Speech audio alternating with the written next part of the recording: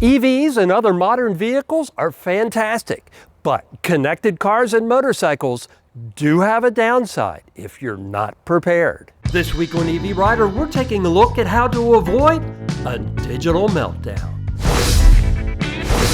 Many modern cars like this Mustang Mach-E let you skip carrying key fobs or even cards, instead allowing you to use your smartphone. It senses you as you walk up to the vehicle. And by the way, this is not something unique to EVs. This is getting to be something that's common in gasoline cars as well. And getting into the car and starting it with your smartphone, that's just the start. Over-the-air updates, Apple CarPlay, Android Auto, Electrify America, Tesla Superchargers, and the list goes on and on. What would you do if your smartphone was lost, stolen, or breaks while traveling? I recently got a new phone, and that's when it hit me just how much of my automotive and motorcycling life now depends on smartphones.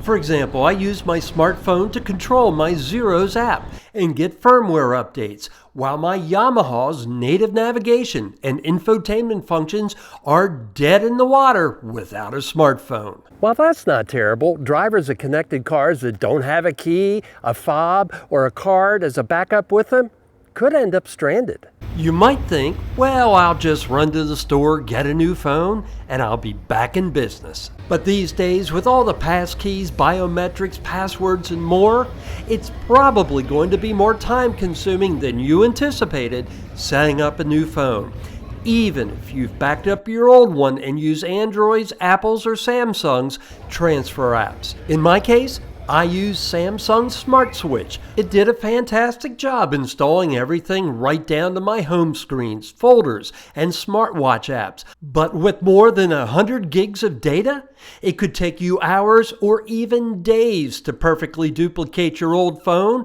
if everything doesn't go smoothly. Of course, cars and motorcycles are just a sliver of your digital life. Multiply that out to things like digital wallets, smart homes, and all the rest, and you can see how time-consuming it might be to recover if things don't go smoothly. Given all that, the next time you're getting a new smartphone, it might be worth considering keeping the old one as a backup. First off, depending on your phone, it will be faster to set up the new one if you still have the old phone, since you can use USB-C cables to port most things over, which is likely going to be faster than a cloud-based restoration. But more importantly, if you take the time to do it right, you'll have an immediate backup should something unexpected happen to your new phone. Using your old phone's Bluetooth and Wi-Fi connections, you'll still be able to control most of your cars or motorcycles' connected functions, including Android Auto and Apple CarPlay. Well, you might say I've got a backup key fob and I'll just use my native navigation if anything happens.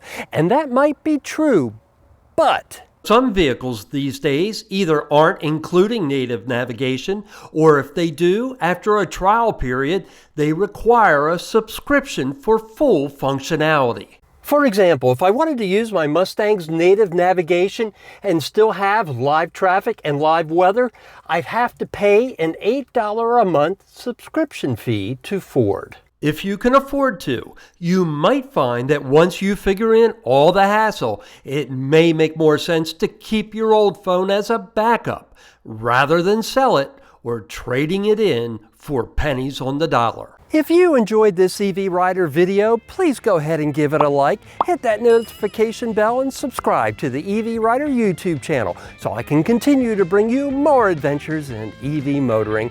Thanks so much for watching, and we'll see you again soon.